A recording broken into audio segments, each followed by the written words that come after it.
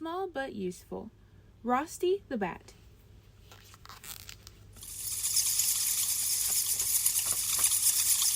Rosty the Bat, small but useful. Author Veronica Podesta and illustrator Monica Pirazzi-Mitri. Rosty is a small furry bat who lives upside down. He sleeps during the day, and when everyone is resting, he goes off flying happily around town. But how does he manage to avoid bumping into things or getting entangled in tree branches or wires when there is no light? His special eyes allow him to see when it's dark. What's more, his big, sharp ears let him know where he is heading. Not only does Rosty live upside down, he also sleeps upside down. Everyone rests lying down with their head on the pillow facing up or facing down. On the contrary, Rosty sleeps hanging with his head down.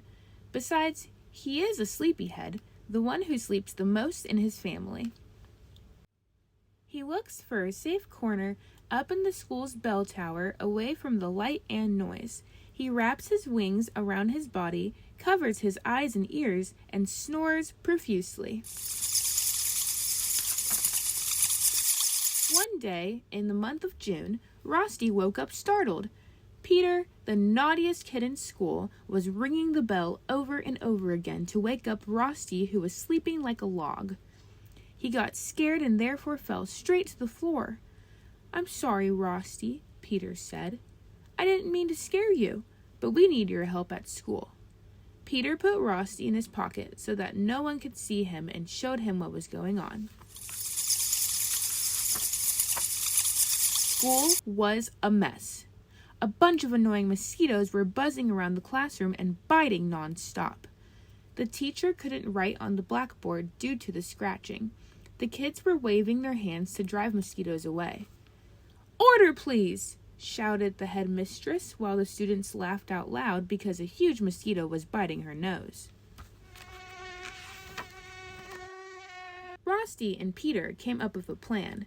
Peter would leave a window open so that Rosty could get in at night.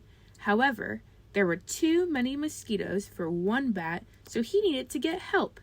That's why Peter took Rosty in his pocket to the barn. There, hanging from a girder, were two of Rosty's brothers, 2 cousins, and 2 uncles, all sleeping. Even though they were a bit upset by the interruption, they celebrated enthusiastically the new mission. As soon as the moon came out, Rosty and his family entered the school.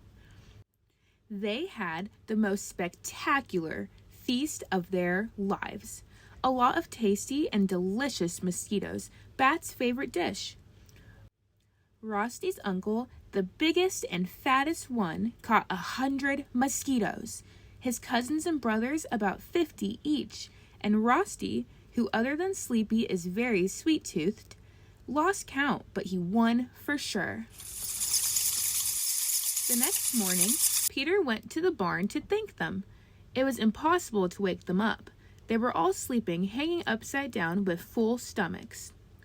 The girder holding them was about to break, so Peter made a mattress out of straw to protect them from the impact. 1, 2, 3, 4, 5, 6...